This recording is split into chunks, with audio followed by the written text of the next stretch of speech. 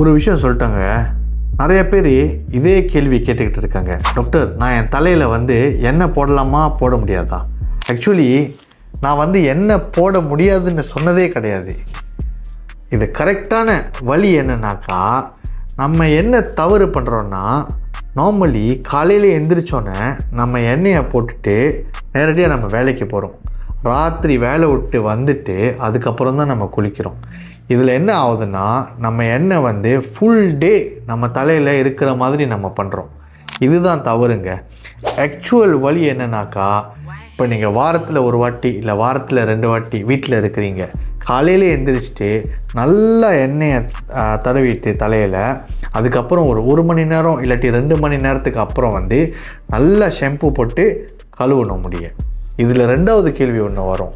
Doctor, நான் daily shampoo போடலாமா டாக்டர்னு சில பேர் கேட்பாங்க. ஆக்சுவல் வழி என்னன்னாக்கா, நான் திருப்பி உங்கள்கிட்ட ஒரு கேள்வி கேட்பேன். டெய்லி நீங்கள் உங்கள் முகத்தை கழுவுறீங்களா? கண்டிப்பாக நீங்கள் கழுவுவீங்க. ஏன்? நீங்கள் வந்து எக்ஸ்போஸ் ஆகுறீங்க, வெளியே போகிறீங்க, என்வாயரன்மெண்ட்டில் வந்து டஸ்ட் இருக்கும், அழுக்குங்கள் இருக்கும், பொல்யூஷன் இருக்கும்.